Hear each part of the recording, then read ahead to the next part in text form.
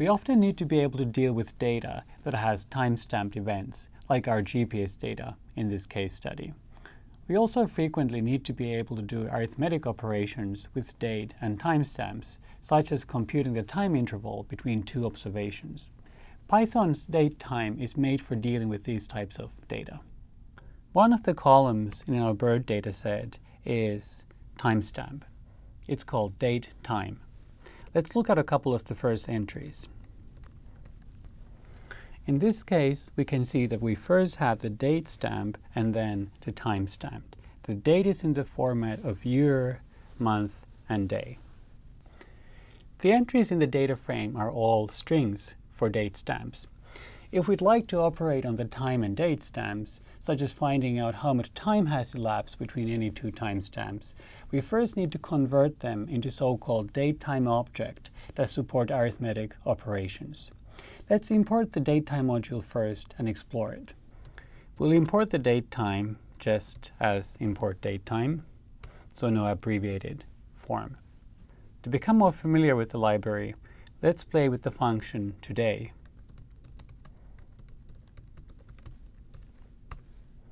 It returns to us a datetime object that consists of the current date and timestamp. Let's try running it again, but this time we'll assign the outcome or output to a variable. So let's say time1 is equal to this.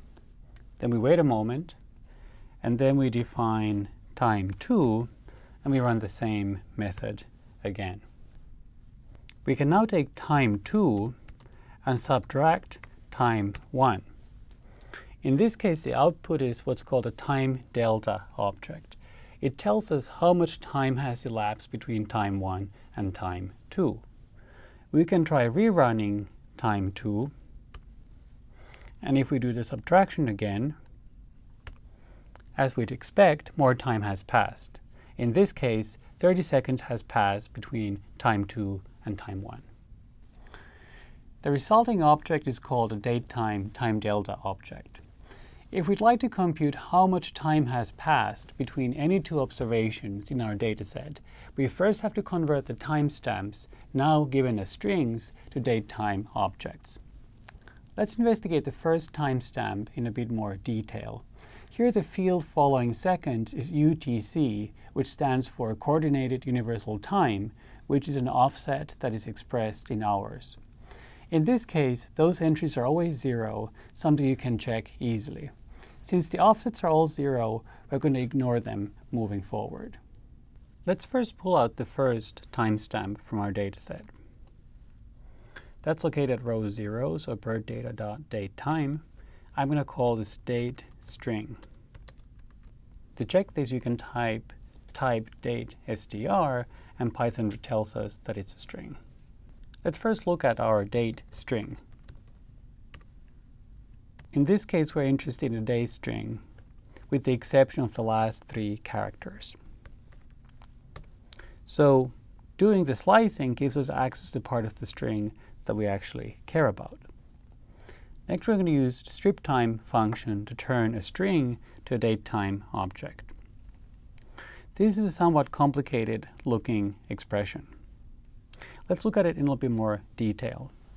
The first argument is the string which we would like to turn into a datetime object. The second argument is also a string, but in this case, the latter string specifies the formatting of the first string. Let's look at the format string in a little bit more detail. For example, the first %y tells Python to expect a year expressed in 4 digits. The lowercase m tells Python to expect a month expressed in 2 digits, and so on. If we look at the timestamp, the %H tells Python to expect a 24-hour timestamp, expressing the hours of the event. Let's try running this line, and we can see that the output is a datetime object. The year is 2013, month is 8, corresponding to August, date is 15th, and so on. We can now use this function to go over every single row in our dataset and create a new datetime object corresponding to every single row. Here is some code that I wrote previously. Let's look at the code and try to understand what it does. I first set up an empty list which is called timestamps. I then loop over my bird data, more specifically over every single row in my dataset. I'm using k as my loop variable. For every single row, I extract the date time, except I ignore the last 3 characters. Once I've converted it to a datetime object, I append the resulting object to my timestamps list. We can try running the code, and we can just take a look at the first few of our timestamps. In this case, everything looks good. The next step for me is to construct a Panda series object and insert the timestamps from my Python list into that object. I can then append the Panda series as a new column in my bird data frame. Let's look at the code to do that briefly. On the right-hand side, I first create a Panda series object from my timestamps list, and I explicitly specify the index to match the index of my bird data.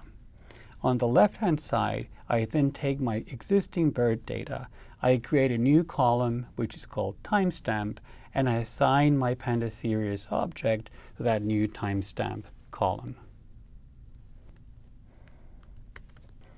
We can try running the code, and we can then look at the top couple of rows.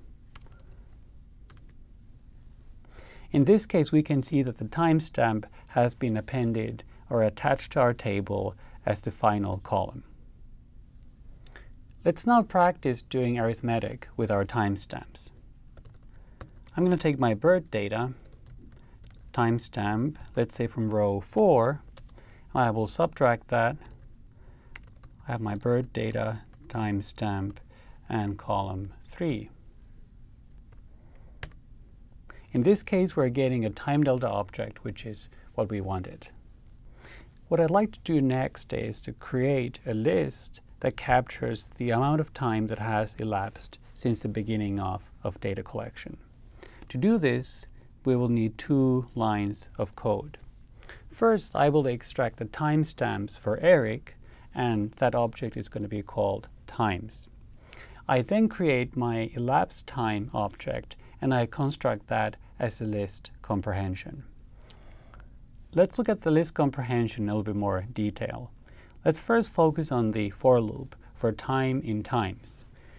What happens is that we're taking the time sequence and going over it one object at a time. These objects are called time. That's our loop variable. The element that gets appended to the list is the following.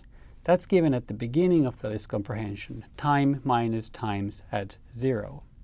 In other words, for each object in the list, time is going to be different, whereas times square bracket 0 marks the beginning of the time measurement, in this case for Eric. Let's run our 2 lines of code. Now we can look at our elapsed time. If we look at entry 0, we would expect that to be equal to 0. If we look at the entry at, say, 1000, we know that in this case 12 days, 2 hours, and 2 minutes have passed between observation located at 0 and observation located at index 1000. But how could we measure time in certain units, like hours or days? It turns out this is pretty easy to do. We can take the object that we had before, and we can simply divide that by a time delta object. In this case, if I'd like to know how many days have passed, I create a time delta object that's equal to 1 day. I can accomplish that by using the keyword days equals to 1. In this case, I know that exactly 12.084 and so on days have passed between observation 0 and 1000. If I'd like to know this in hours, I can modify the time delta object.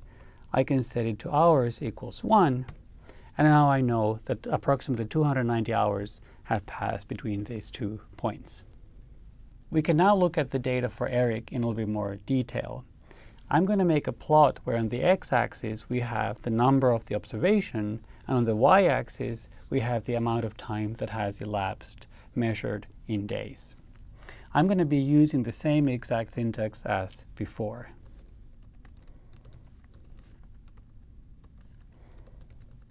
I'm going to call this timeplot.pdf, and we can look at the plot.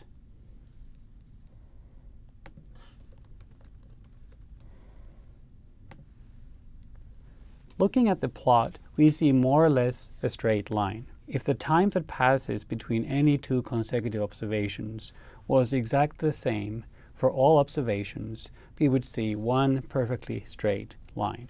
In this case, we see a couple of jumps in our curve.